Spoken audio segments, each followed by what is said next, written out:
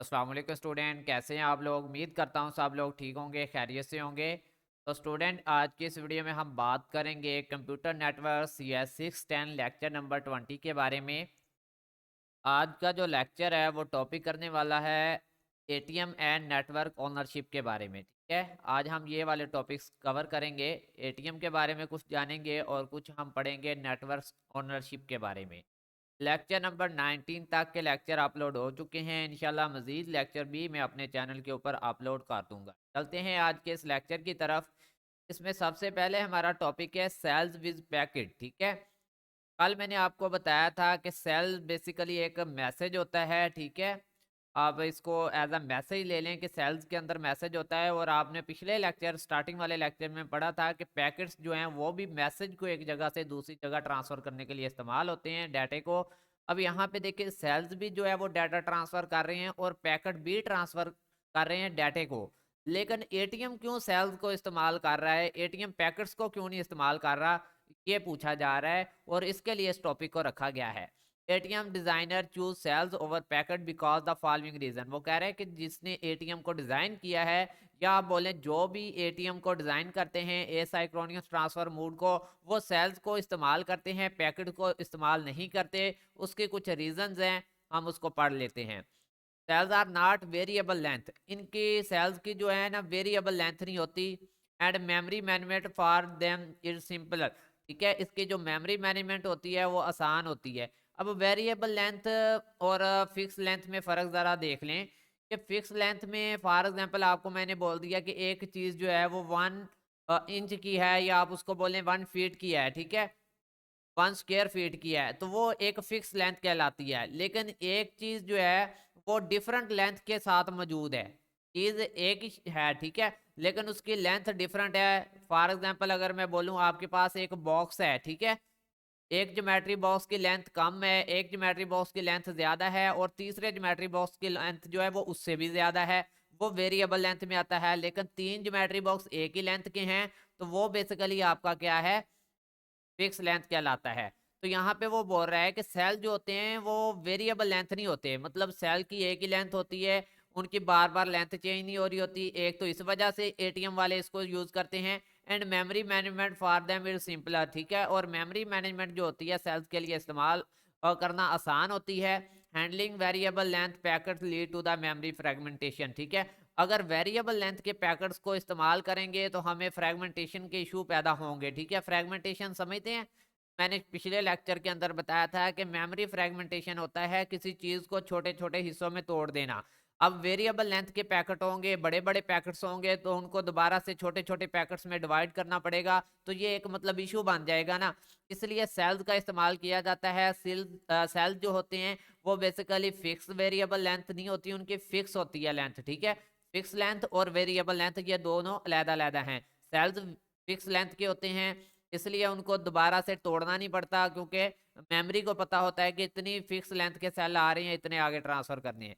अब यहाँ पे मजीद देखिए, variable length packet require hardware to accommodate the largest possible. ठीक है, अगर वेरिएबल लेंथ के पैकेट होंगे तो उसके लिए जो है वो लार्जेस्ट पॉसिबल मतलब हार्डवेयर की रिक्वायरमेंट पड़ेगी। अगर ज़्यादा बड़ा पैकेट आ रहा है तो उसके लिए ज़्यादा हार्डवेयर रिक्वायर होगी। ये वेरिएबल लेंथ के अंदर इशू था, इसलिए सेल्स को इस्तेमाल किया गया। अब यहाँ पे बेसिकली बात सुन लें कि ये जो पैकेट्स हैं ना, इन्हीं को वेरिएबल लेंथ बोला जा रहा है कि इन पैकेट्स की लेंथ जो होती है वो वेरिएबल होती है, और जो सेल्स की लेंथ होती है वो फिक्स लेंथ होती है। ठीक है, इसलिए वेरिएबल लेंथ पैकेट को इस्तेमाल नहीं किया जाता, क्योंकि वो ज़्यादा हार्डवेयर रिक्वायर करते हैं। And task to detect the end of the packet, और जो पैकेट का एंड होता है उसको डिटेक्ट करना भी मुश्किल हो जाता है कि कितना बड़ा पैकेट है। ठीक है, with cells bits can just be counted at they arrive. ठीक है, और जबकि सेल्स की बात करें तो उसमें बिट्स होती हैं, उनको काउंट कर लिया जाता है। तो ये इजी होता है बनिस्बत पैकेट्स के इस्तेमाल के। The length of the time required to send a variable length packet is variable and require complicated. अब यहाँ पे इंपॉर्टेंट बात है कि जितना बड़ा आपका पैकेट होगा उतना ही ज़्यादा आपको टाइम रिक्वायर होगा उस पैकेट को ट्रांसफ़र करने के लिए। ये भी एक इशू पैदा होता है ट्रांसमिशन को कंप्लीट करने में। ठीक है, एक डाटा के ट्रांसफ़र कर रहे हैं, उसको ट्रांसमिशन कहते हैं। उस डाटा के ट्रांसमिशन को कंप्लीट करने में ये इशू पैदा होगा कि बड़े बड़े पैकेट्स हैं, अगर हम वेरिएबल लेंथ का इस्तेमाल करते हैं। ठीक है, और दूसरी तरफ इसमें एक और इशू बनता है, वो क्वालिटी ऑफ सर्विस का इशू बनता है, जो कि मैंने कल आपको बताया था। क्वालिटी ऑफ सर्विस का मतलब होता है रिलायबल चीज़ प्रोवाइड करना, ठीक है। तो यहाँ पे क्वालिटी ऑफ सर्विस भी डाउन हो जाएगी अगर वेरिएबल लेंथ के पैकेट्स का इस्तेमाल किया जाएगा। तो उम्मीद है कि आपको जो है वो बात समझ आ गई होगी कि सेल्स क्यों इस्तेमाल किए जाते हैं पैकेट्स की बजाय। सादा सा नॉलेज यही है कि सेल्स जो हैं वो फिक्स लेंथ के होते हैं, पैकेट जो होते हैं वो वेरिएबल लेंथ के होते हैं, इसलिए सेल्स का इस्तेमाल किया जाता है। और अगर किसी को अभी भी समझ नहीं आया तो थोड़ा सा मैं आपको यहाँ से बता देता हूँ कि यहाँ पे देखें, पैकेट्स जो होते हैं वो यूज़ होते हैं अदर नेटवर्क्स के अंदर, मोस्टली इंटरनेट के अंदर यूज़ हो रहे होते हैं, लेकिन सेल जो हैं वो एटीएम के अंदर यूज़ हो रहे होते हैं। अब यहाँ पे देखें तो आपके जो सेल्स होते हैं ना, इसको मैं हाईलाइट करूँगा, ये फिक्स लेंथ के होते हैं। और आपके जो वेरिएबल सॉरी पैकेट्स जो होते हैं वो वेरिएबल लेंथ के होते हैं, मतलब उनकी कोई लेंथ जो है वो फिक्स नहीं होती, ठीक है। बस आपने ये दो चीज़ें माइंड में रख ली ना, कि जो पैकेट्स हैं वो वेरिएबल लेंथ के हैं, ठीक है, यानी कि जो चेंज होती रहती है वक्त के साथ, और सेल जो है वो फिक्स साइज लेंथ के हैं, तो आपको ये टॉपिक कवर हो जाएगा, ठीक है। मजीद यहाँ पे आपने इसको रीड आउट कर लेना है अगर आपको समझ नहीं आई तो, ठीक है। ये एक एग्जाम्पल भी है, ठीक है, इसको भी आपने रीड आउट कर लेना है अगर किसी को समझ नहीं आई टॉपिक की। अब चलते हैं हम यहाँ पे एटीएम स्पीड की तरफ, ठीक है। एटीएम का बार बार मैं बता रहा हूँ एमसीक्यूज आता है। What is stand for ATM, तो एसाइक्रोनस ट्रांसफर मोड होता है ये, ठीक है। ATM designer also choose cell to meet the need for speed, ठीक है। वो कह रहे हैं कि सेल्स का जो इस्तेमाल करते हैं डिज़ाइनर जो हैं एटीएम को डिज़ाइन करने वाले, उसकी एक वजह स्पीड भी होती है कि उन्हें स्पीड की ज़रूरत होती है, और जो सेल्स होते हैं इनमें डाटा स्पीड के साथ ट्रांसफ़र होता है, इसलिए जो है वो सेल्स का इस्तेमाल करती हैं। Since it was design to handle a large number of users, इसमें जो मोस्ट इम्पॉर्टेंट चीज़ है वो ये भी है कि ज़्यादा नंबर ऑफ यूज़र को कंट्रोल करने के लिए या उनको मतलब हैंडल करने के लिए भी हम इस्तेमाल करते हैं एटीएम नेटवर्क का। Each of which would be willing to pay for her throughput, ठीक है। तो यहाँ पे मजीद है कि ATM is design to work on fibre, ठीक है। ये ना जो एसाइक्रोनस ट्रांसफर मोड होता है ये जस्ट एक केबल यानी कि एक इंटरनेट के ऊपर काम करता है, जिसको आप फाइबर कह लेंगे, ठीक है। इसमें कम से कम आपकी जो स्पीड होती है 100 टू 155 MB पर सेकंड की स्पीड होती है, या इससे ज़्यादा होती है, ठीक है। इसलिए ये जस्ट फाइबर के ऊपर वर्क करते हैं, ठीक है। A typical port on ATMs which operate at OC3 speed 155 MB, वो जो मैंने आपको बात बता दी है, ठीक है। अब यहाँ पे इसका भी थोड़ा सा अगर आप देखना चाहें के बारे में, एटीएम स्पीड के बारे में, तो यहाँ से भी मैं आपको थोड़ा सा कवर करवा देता हूँ। यहाँ पे देखें, ATMs asynchronous transfer mode was built for high speed communication, इनमें हाई स्पीड कम्युनिकेशन के इस्तेमाल के लिए इसको इस्तेमाल किया जाता है, ठीक है। फाइबर ऑप्टिक केबल्स का ये इस्तेमाल करते हैं एटीएम जो होते हैं। It means to serve lot of user at a same time, एक ही वक्त में बहुत सारे लोगों को इसने जो है वो सर्विस देना होती है, इसलिए हम जो है एटीएम यानी एसाइक्रोनस ट्रांसफर मोड नेटवर्क का इस्तेमाल करते हैं। तो हर एक को जो है वो फास्ट डाटा ट्रांसफ़र की ज़रूरत होती है, इसलिए ये एक नेटवर्क फास्टली डिज़ाइन किया गया है इस मकसद के लिए, ठीक है। तो अब चलते हैं हम यहाँ पे मज़ीद, यहाँ पे एटीएम सर्टिक्यू के बारे में। अब सर्टिक्यू क्या होते हैं, ये सर्टिक्यू बेसिकली होते हैं डिसएडवांटेजेस, जिसको अगर आप बोलें कि नुकसानात, एटीएम के नुकसानात। अब इसके भी कुछ नुकसानात हैं तो वो देख लेते हैं। ATM is far more expensive, अगर हम एक अच्छा नेटवर्क बना रहे हैं, उसमें फाइबर ऑप्टिक केबल का इस्तेमाल कर रहे हैं, तो जाहिर सी बात है वो एक्सपेंसिव होगा, ठीक है। एटीएम का जो नेटवर्क है वो एक्सपेंसिव है देन टिपिकल लैन हार्डवेयर, जो आपके दूसरे लैन वैन और जो वाइड एरिया नेटवर्क थे उनसे ये जो है वो महंगा होता है, एक्सपेंसिव होता है। कनेक्शन सेटअप टाइम में भी एक्सेसिव फॉर शॉर्ट कम्युनिकेशन, ठीक है। तो इसमें जो कनेक्शन का सेटअप टाइम होता है वो भी ज़्यादा होता है, ठीक है, मतलब एक्सपेंसिव होता है। तो ये भी आपने याद रखना है।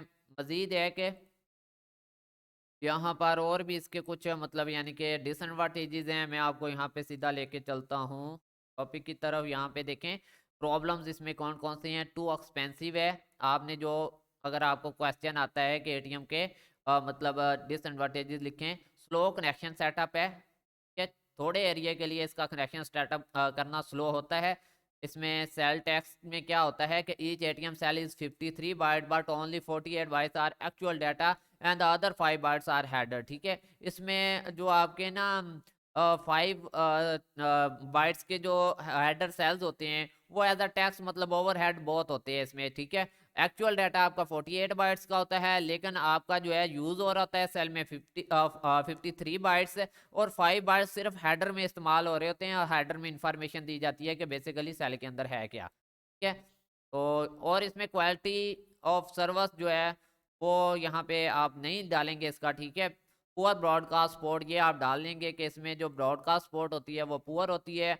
Not friendly with other network, ये दूसरे नेटवर्क के साथ फ्रेंडली नहीं होता। तो ये आपने ये सारी चीज़ें इस टॉपिक के अंदर करनी है। एटीएम डिसएडवांटेजेस, अब यहाँ सार्टिक्यू लफ्ज़ को समझिएगा, ये बेसिकली है प्रॉब्लम्स और डिसएडवांटेजेस। अब यहाँ पे नेक्स्ट हमारा टॉपिक स्टार्ट हो जाता है नेटवर्क ओनरशिप के बारे में। तो there are 2 categories in this case, ये एमसीक्यूज भी आता है, 3 नंबर का क्वेश्चन भी आता है। Which type of categories in network ownership, तो 2 इसका एमसीक्यूज में आप आंसर लगाएंगे। और आपको जो 3 नंबर का क्वेश्चन आता है वो ये आता है कि नेटवर्क ओनरशिप की जो 2 कैटेगरीज हैं उनको डिफाइन करें। ठीक है, 5 नंबर का भी आ जाता है, तो आपने इसको इस लिहाज से रेडी करना है। प्राइवेट नेटवर्क सबसे पहले। ठीक है, अब प्राइवेट नेटवर्क के बारे में बात करें तो सिंगल ऑर्गेनाइजेशन, यानी कि एक कंपनी होती है इसके अंदर जो कि इसको हैंडल कर रही होती है या इसको ऑनर कर रही होती है इस नेटवर्क को। Or a company on this, या एक मतलब ऑर्गेनाइजेशन जिसको तंजीम बोल लें, या फिर एक कंपनी जो है वो इसको चला रही होती है इस इंटरनेट को, प्राइवेट नेटवर्क को। They are often LAN technology, they are can be multiple LAN in a building or campus linked together. वो कह रहा है कि ये लैंड टेक्नोलॉजी का इस्तेमाल करते हैं जिसको हम लोकल एरिया नेटवर्क टेक्नोलॉजी भी कह सकते हैं। ठीक है, इसमें यह होता है कि या तो आपका इंटरनेट एक बिल्डिंग के अंदर हो सकता है। ठीक है, या फिर आपका इंटरनेट जो है वो दूसरे कैंपस, एक कैंपस दूसरे कैंपस के साथ कनेक्ट होगा, इस तरह का आपका इंटरनेट हो सकता है। जैसे कि आपका वीयू कैंपस जो है वो किसी दूसरे वीयू कैंपस के साथ जुड़ा हुआ है एक ही नेटवर्क के जरिए, तो वो भी बेसिकली एक प्राइवेट नेटवर्क की एग्जांपल है। There are some time called intranet, इसको बाद औक़ात इंट्रानेट भी कहते हैं। तो ये भी एमसीक्यूज के लिए इंपॉर्टेंट है कि जो प्राइवेट नेटवर्क होते हैं उसको हम कौन सा इंटरनेट कहते हैं या इंट्रानेट कहते हैं। तो प्राइवेट नेटवर्क जहां पे आप रीड करें तो इसका आंसर आएगा, इसको हम इंट्रानेट कहते हैं, इंटरनेट नहीं कहते। ठीक है, अब यहाँ क्योंकि इंटरनेट पब्लिक होता है और इंट्रानेट जो होता है वो प्राइवेट होता है। अब यहाँ पे देखें प्राइवेट नेटवर्क आर्किटेक्चर, इसका आर्किटेक्चर किस तरह से होता है, मतलब ढांचे की बात हो रही है अब प्राइवेट नेटवर्क की।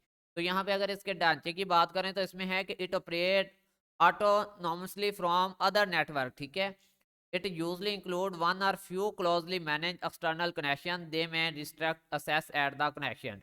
तो वो वैसे कह रहे हैं कि ये मतलब बहुत ही क्लोजली मैनेज एक्सटर्नल कनेक्शन होते हैं। ठीक है, जिसमें रिस्ट्रक्शन बहुत ज़्यादा होती हैं कनेक्शन को लेके। ठीक है, यानी कि कनेक्शन को लेके इसमें बहुत ज़्यादा रिस्ट्रक्शंस का इस्तेमाल किया जाता है। उसको एक्सेस करने के लिए आपको काफ़ी सारी रिस्ट्रक्शन में से गुजरना पड़ता है प्राइवेट नेटवर्क के अंदर।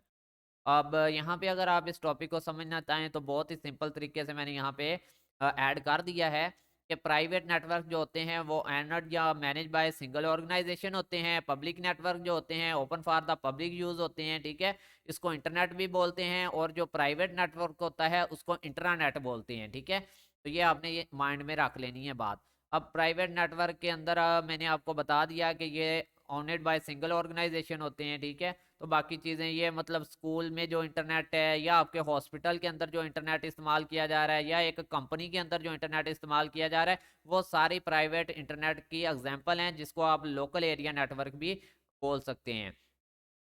रियल लाइफ एग्जांपल में वो ही सारी बातें हैं। ठीक है, अब यहाँ पे प्राइवेट नेटवर्क आर्किटेक्चर, इसके ढांचे के बारे में अभी बता रहा था, इसलिए आपको यहाँ पे लेके आया हूँ, थोड़ा सा अच्छे से आपको बता दूँ। इट वर्क इंडिपेंडेंटली, ये मतलब आज़ादाना तौर पे काम करता है public network from public network like is the internet.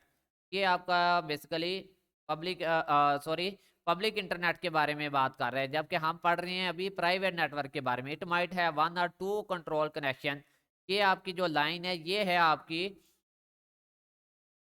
Private network के बारे में। ठीक है, तो यहाँ पे और the outside world the organisation can limit who gets in what they can access the network security. तो यहाँ पे थोड़ी सी नेटवर्क सिक्योरिटी ज़्यादा होती है। इसका जो आर्किटेक्चर होता है ना वो मतलब कुछ इस तरह से होता है कि जो मेंबर्स हैं सिर्फ वो ही इस्तेमाल कर सकते हैं इस इंटरनेट को, दूसरा कोई बंदा इसको यूज नहीं कर सकता। अगर मैं आपको बताऊं, only members can enter employ student, जैसा कि एक कॉलेज के अंदर इंटरनेट है और उन्होंने रिस्ट्रिक्शन लगाई हुई है कि ये इंटरनेट प्राइवेट है, उन्होंने उसको प्राइवेट किया हुआ है, जस्ट मतलब एम्प्लॉयज को या फिर स्टूडेंट को उसके एक्सेस दी हुई है, तो वो जस्ट एम्प्लॉयज या स्टूडेंट ही उसको इस्तेमाल कर पाएंगे, बाकी अदर लोग को वो इंटरनेट ना शो होगा ना वो यूज कर पाएंगे। ठीक है, तो ये मतलब कुछ प्रोटेक्शन होती है इस इंटरनेट के लिए। अब यहाँ पे मजीद बात करेंगे मैनेज प्राइवेट नेटवर्क्स, इनको मैनेज कैसे किया जाता है इसके बारे में थोड़ा पढ़ लेते हैं। An organisation bites on equipment, वो कह रहे हैं कि कोई भी कंपनी या तो अपने आलात जो है वो बाय कर लेती है। इक्विपमेंट क्या होती है?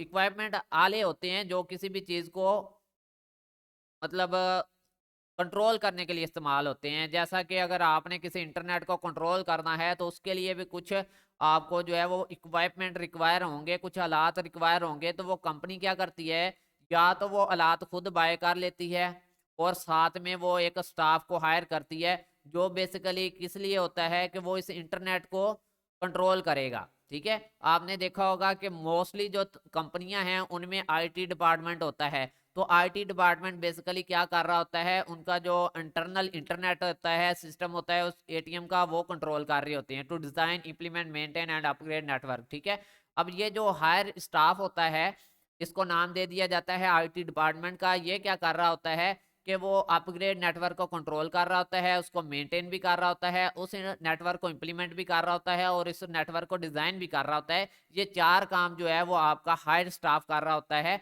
प्राइवेट नेटवर्क के अंदर। It is responsible for all network management. जो स्टाफ आपने हायर किया होगा अपनी कंपनी के अंदर, अपने कॉलेज या अपने हॉस्पिटल के अंदर, वो जिम्मेदार होगा कि जो उसने नेटवर्क इंप्लीमेंट किया है उसको वो मेंटेन रखे, उसको अपग्रेड करता रहे, उसको अच्छा डिजाइन करे। ठीक है, अब यहाँ पे देखें एक्सटेंडिंग प्राइवेट नेटवर्क। अगर प्राइवेट नेटवर्क को बढ़ाना पड़े तो किस तरह से बढ़ाती हैं। ठीक है, उसमें अगर शेयर करना पड़ जाए किसी के साथ तो किस तरह से शेयर किया जाता है, ये टॉपिक उसके बारे में है। The large organisation may have multiple buildings or campus, वो कह रहे हैं कि ऐसा हो सकता है कि एक कंपनी की एक से ज्यादा बिल्डिंग हो या एक कंपनी की एक से ज्यादा कैंपस हो। जैसा कि आपकी वर्चुअल यूनिवर्सिटी एक तंजीम है तो उसके एक से ज्यादा कैंपस है, हर सिटी के अंदर उसका अपना एक कैंपस है। ठीक है, तो बेसिकली यहाँ पे वो कह रहा है कि अब वो अपना प्राइवेट नेटवर्क किस तरह से इन कैंपस के साथ शेयर कर सकते हैं इसके बारे में बात हो रही है। They can only install cable their own property, या तो वो अपनी केबल्स का इस्तेमाल करेंगे, अपनी प्रॉपर्टी बाय करते हुए वो अपनी केबल्स जो है वो इंस्टॉल करेंगे। अगर वो इस तरह से नहीं कर सकते तो फिर वो क्या करते हैं, दे में कॉन्ट्रैक्ट फॉर लीड्स लाइन फ्रॉम कॉमन कैरियर, जैसा कि आपके जो सिग्नल आ रहे हैं दूसरे नेटवर्क्स के उनकी लाइंस का इस्तेमाल करेंगे। ठीक है, वो उनकी लाइंस को लीज के ऊपर लेके अपना प्राइवेट नेटवर्क उनके ऊपर चलाएंगे। ठीक है, अब देखें अगर अब जैसा कि वर्चुअल यूनिवर्सिटी में तो ऐसा नहीं है कि उनका एक प्राइवेट नेटवर्क हो और वो सभी कैंपस को वो ही इंटरनेट प्रोवाइड कर रहे हो, हर कैंपस का अपना इंटरनेट है, उन्होंने जैसे कनेक्शन लिए हुए हैं। लेकिन अगर कोई कंपनी ऐसी है कि जिसका अपना प्राइवेट नेटवर्क है, वो चाहते हैं कि हमारा नेटवर्क सिक्योर हो, बाहर से पब्लिक नेटवर्क हम इस्तेमाल नहीं करेंगे, तो वो क्या करते हैं, या तो वो अपनी केबल इंस्टॉल करते हैं प्रॉपर्टी के ऊपर। अब इतनी प्रॉपर्टी तो वो कोई नहीं बाय कर सकता ना, तो फिर वो क्या करते हैं, वो लीज पे ले लेते हैं जिन्होंने ऑलरेडी इंटरनेट का काम, जैसे कि आप देखें जैज का, इस तरह यू फोन का, पीटीसीएल का, इन सब का अपना इंटरनेट जो है वो चल रहा है ऑलरेडी। इन्होंने अपनी जो लाइंस हैं एक सिटी से दूसरे सिटी तक जो है वो एक्सटेंड की हुई हैं, तो फिर जो प्राइवेट नेटवर्क वाली कंपनी होती है वो इनसे इनकी लाइंस जो है वो लीज के ऊपर ले लेती है, उसके ऊपर वो अपना प्राइवेट नेटवर्क जो है वो उसको चला लेती हैं। अब यहाँ पे बात करेंगे पब्लिक नेटवर्क के बारे में, तो इसमें देखें this is owned by the common carrier. ठीक है, और इसकी मैं एग्जांपल दूंगा, आपका जो मोबाइल का इंटरनेट है या फिर आपका जो मतलब किसी भी सिम का इंटरनेट आपके पास चल रहा है, जैज का, यू फोन का, ये सारे बेसिकली पब्लिक इंटरनेट होते हैं, हर बंदा ही इनको यूज कर रहा है, पैकेज लगा रहे हैं, यूज कर रहे हैं, तो ये अंडर आता है कॉमन कैरियर। ठीक है, जो कि आमतौर पे इंटरनेट कैरियर होता है सिग्नल प्रोवाइड करना, इंटरनेट के जो सिग्नल आमतौर पे प्रोवाइड कर रही होती हैं कंपनी, कि जो बंदा चाहे उनको एक्सेस कर पाए, तो ये बेसिकली आता है पब्लिक नेटवर्क के अंदर। अब देखें the public network are those network which are operated by common carriers. ये भी मैंने आपको बता दिया कि कॉमन कैरियर्स वाली जो कंपनीज होती हैं वो पब्लिक नेटवर्क को रन कर रही होती हैं। इट में भी टेलीफोन कंपनी, वो टेलीफोन कंपनी भी हो सकती है, ठीक है। जैसा कि आपको पता है कि पीटीसीएल का इंटरनेट जो है वो पब्लिक है, कोई भी उसका पैकेज लगा के उसको इस्तेमाल कर सकता है, ठीक है। और another organisation that built network out the lease line, ठीक है।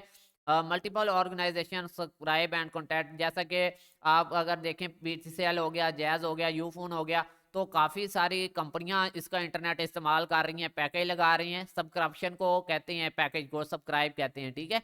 वो पैकेज लगाते हैं और इंटरनेट को कनेक्ट कर लेते हैं, यही मतलब पब्लिक नेटवर्क के अंदर होता है।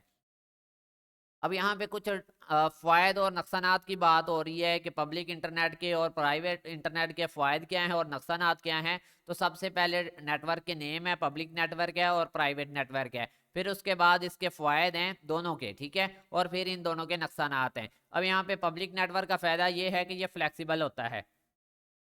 फ्लेक्सिबल मीन ये होता है कि इसमें कोई लिमिटेशन नहीं होती कि आपको एक ग्राउंड दे दिया है, इसी के अंदर आपने यूज़ करना है। आप कहीं भी मतलब यानी कि यूज़ कर रहे हैं, देखें आप सिटी के अंदर घूम रहे हैं, तो आपके पास अगर जैज़ का पैकेज है तो आप, ऐसा तो नहीं है कि आपको बता दिया कि सिटी का फलां चौक है, वहाँ पे जाके ही आप जैज़ इस्तेमाल कर सकते हैं, वरना नहीं।